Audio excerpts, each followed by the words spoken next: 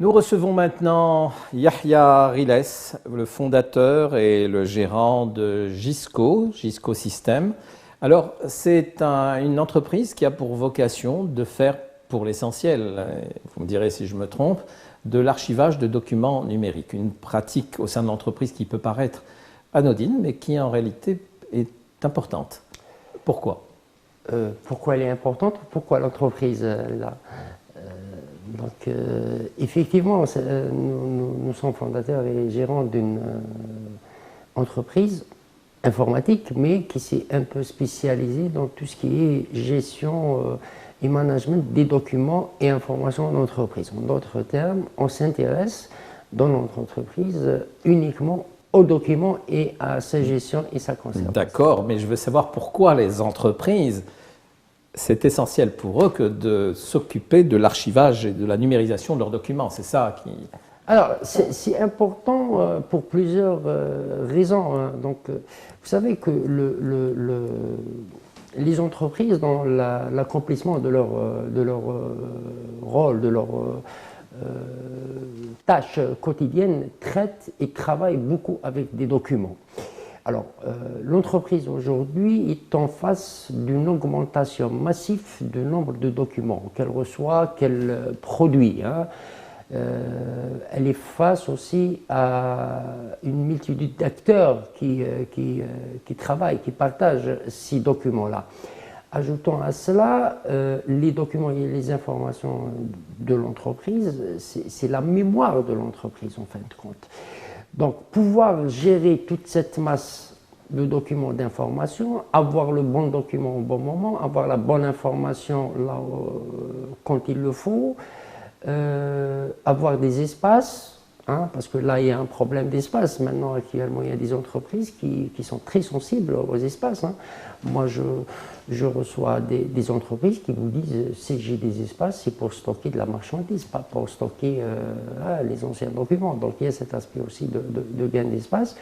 Donc je reviens, donc bien gérer, bien partager, bien communiquer, bien sauvegarder toute cette masse informationnelle et documentaire, donc ça devient un peu problématique pour l'entreprise. Mais vous avez évoqué le mot ancien document.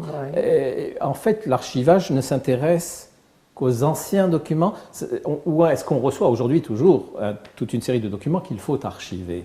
Effectivement, comme vous dites, Reda, continuer à travailler avec les documents archives, et là je parle d'un certain type d'archives, hein, entre parenthèses, ce qu'on appelle les archives définitives, mais qui ont une valeur patrimoniale ou une valeur historique pour l'entreprise, ou aussi une valeur réglementaire, c'est-à-dire qu'on doit les garder à certains moments. Donc là, continuer à travailler avec les documents originaux, c'est prendre beaucoup de risques. Donc d'où leur numérisation pour substituer une copie numérique et travailler avec ces copies. Et c'est là qu'entre en jeu l'intérêt. Moi, ce que je veux savoir, c'est quelle est la force juridique d'une copie numérisée. Aïe. Donc là, vous touchez à un sujet très très important, hein. Donc, en matière de numérisation de documents. Ce qu'il faudrait savoir, et contrairement à ce que beaucoup pensent, le législateur algérien, la loi algérienne, ne fait pas de différence entre un écrit électronique et un écrit sous format papier. Ah, elle ne fait pas de différence. Non, donc la loi algérienne... Je pensais qu'elle faisait attention à ce qu'il y ait le papier, le cachet rouge. Non. Alors, contrairement à ce qu'on pense, et depuis 2005, hein, donc, sur le Code civil, c'est clairement défini, c'est clairement dit que l'écrit électronique fait foi. Ça veut dire quoi? Ça veut dire qu'il n'y a pas de différence entre un document électronique et un document numérique. Et là, ça veut dire quoi, hein? Ça a dû être une très bonne nouvelle déjà pour votre entreprise. Oui, mais il n'y a pas que ça, justement. Il n'y a pas que ça. Donc là, le support devient un paramètre ou un élément neutre par rapport au document lui-même. Mais dans l'article du Code civil, il est clairement dit, à condition qu'il soit identifié la personne dont il émane, je parle du document, hein, et qu'il soit sauvegardé et que l'intégrité soit garantie. Donc l'enjeu, il est où? Donc c'est cette identification hein, de la personne dont il émane, ce document, donc il faudrait bien qu'on puisse identifier avec exactitude que c'est le bon document qui provient de telle personne ou telle personne. Donc ça, c'est la première condition. La deuxième condition, c'est qu'il faut assurer l'intégrité du document. Il a assuré l'intégrité du document et c'est ça qui fait la différence. Ça veut dire quoi, assurer l'intégrité du document? Ça veut dire le caractère complet du document, qui ne soit pas partiel.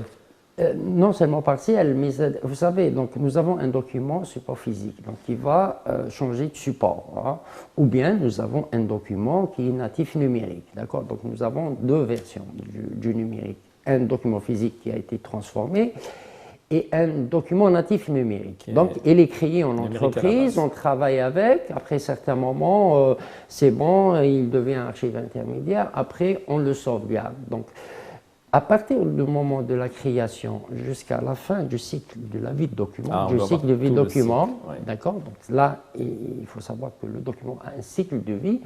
Donc pendant ce cycle-là, il faut avoir, bien, le législateur doit être assuré que le document reste le même, qui n'a pas subi d'altération, qui n'a pas subi de changement, qui n'a pas subi de modification illégale ou par des personnes qui n'ont pas le droit.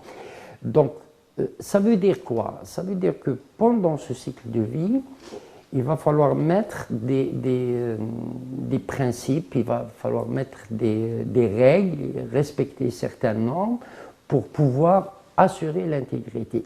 Et c'est là où il y a un vide, justement, parce que beaucoup de gens vous disent qu'il y a un vide juridique, que le document n'est pas reconnu. Donc, dans mes séminaires, je dis attention, il faut faire très attention. La loi, elle est là, elle est claire, donc il n'y a pas de différence de document numérique ou physique, mais le vide, il est ailleurs. Hein, donc, Du coup, puisqu'il y a un vide ailleurs, ouais. Il y a un vide, et donc il y a matière à litige. Souvent. Enfin, litige, le problème, c'est pas question de litige, oui, de litige, parce qu'on peut, par exemple, avoir un litige sur un contrat, donc vous avez une copie, j'ai une copie, donc quelle est la bonne copie? Donc qui détient la bonne copie? Est-ce que la copie est restée la même? Donc vous voyez, donc, le législateur, quand il aura affaire à ce genre de conflit, hein, il faut qu'il soit sûr des mesures qui ont été entreprises pour justement garantir l'intégrité du document. Et tout l'enjeu est là.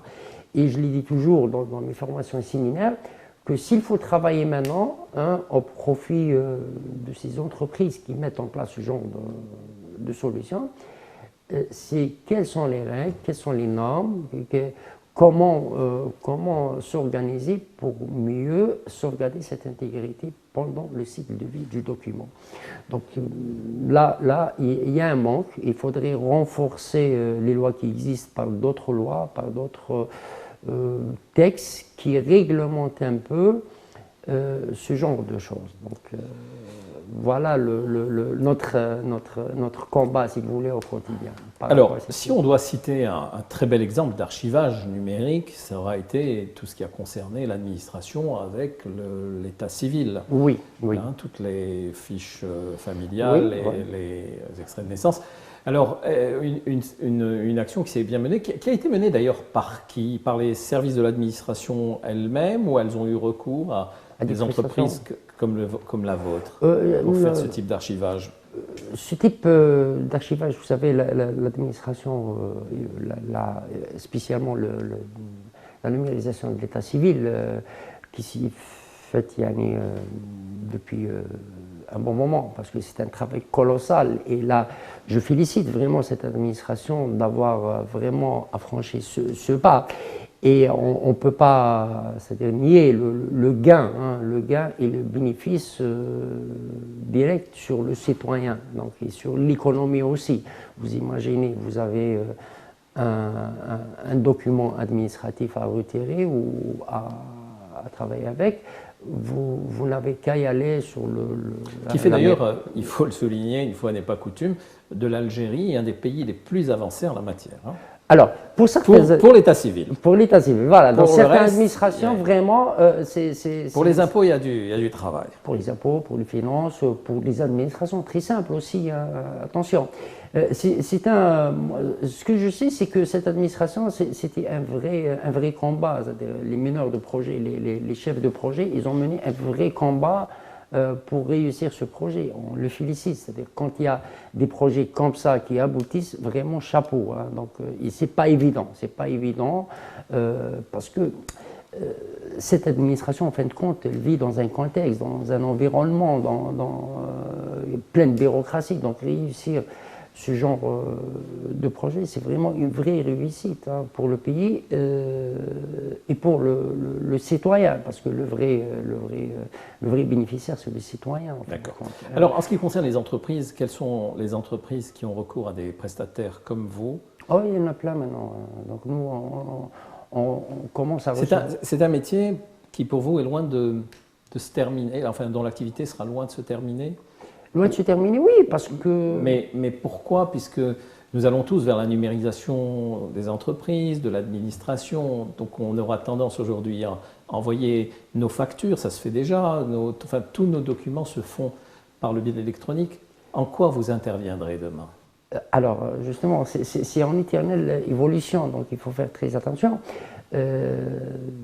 Alors, je reviens juste à cette question sur les prestations. Effectivement, maintenant, beaucoup d'entreprises nous sollicitent, parce que nous, en fin de compte, dans notre entreprise, on offre des services d'archivage et de numérisation du bout en bout. C'est-à-dire, on prend en charge l'entreprise, quel que soit son problème en matière de gestion documentaire. Hein. Donc, il y a plusieurs métiers dedans. Mais comment nous allons évoluer demain? Vous savez, par exemple, si vous prenez l'exemple des États-Unis ou des pays européens, donc eux, le marché de la numérisation, de la dématérialisation est saturé. Donc ils ont tout qui est dématérialisé maintenant. Maintenant, on parle du big data, par exemple. Donc on parle de l'information qui circule sur Internet. On parle de documents intelligents maintenant. D'accord? Donc on parle de... Alors, qu'est-ce que des documents intelligents? Alors, des documents intelligents, c'est des documents qui subissent des changements d'une personne à une autre dans le temps. Donc, vous voyez, donc vous, par exemple, vous soumettez un document, un contrat, un avis hein, sur un document, et il est reçu par une autre personne qui n'est pas censée être avec vous dans votre organisation, mais qui travaille avec vous, c'est votre partenaire, c'est votre collaborateur, mais il apporte des changements. Et ainsi de suite. Donc là, il faudrait, à votre place, il faudrait que vous ayez l'information par rapport aux changements qui ont été faits et tracés aussi.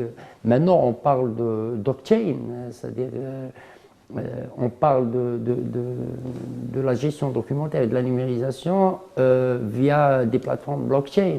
Donc vous voyez, donc ça évolue énormément. On parle d'intelligence artificielle dans la gestion documentaire. Donc il y a quand même... rassurez-moi, des grandes sociétés comme Sonatrach, Sonelgaz, elles ont archivé tous leurs documents?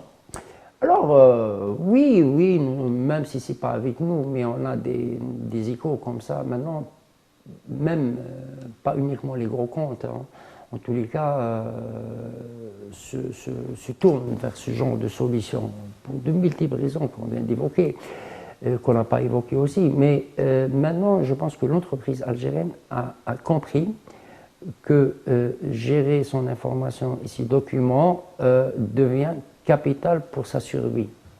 Parce qu'on est dans un... Pourquoi? Parce qu'on est dans un monde qui bouge, qui évolue et qui n'arrête pas d'avancer. Donc si on n'arrive pas à avoir l'information au bon moment, si on n'arrive pas à gérer notre propre documentation, donc nos propres informations, ça veut dire que je gère mal mon portefeuille. D'accord.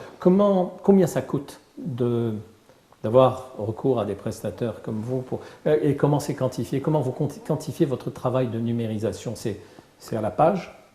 Non, non, à la page, non. Enfin, à la page pour certains cas, mais vous savez, chaque projet est un projet à part entière. Donc, on ne peut pas c'est-à-dire, harmoniser. Mais nous, c'est-à-dire, ce qu'il faudrait savoir, c'est que ce genre de projet est un peu structurant pour l'entreprise. C'est pour ça, donc, chaque projet qu'on entame est précédé en amont par des audits de terrain. Et donc, c'est ces audits-là qui déterminent un peu les prix. Mais bon, maintenant, les prix, vous savez, chaque chose a son prix. D'accord. Qui est, selon vous, le plus grand archiveur au monde?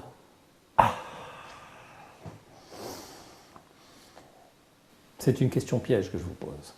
Vous savez, il y a plusieurs exemples. Vous avez le Library of Congress, donc qui archive pratiquement beaucoup de documents, qui numérise, c'est la plus grande bibliothèque au monde. Mais nous avons aussi Gallica, qui est un projet aussi très connu.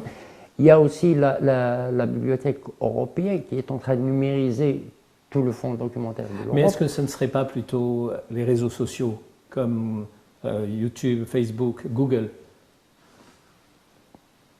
alors, qui numérisent tout, et la voix, et la vidéo, et, oui, c'est vrai, vraiment, les lettres d'amour, c'était une question piège. Et les discussions. Oui, Google. Et toutes nos vies sont recensées dans ces documents. Sont recensées d'un point de vue, oui, mais moi je parle point de vue entreprise, hein, donc, et patrimoine structuré, mais effectivement sur le big data. Mais même les entreprises sont sur les réseaux maintenant, c'est ça qui est.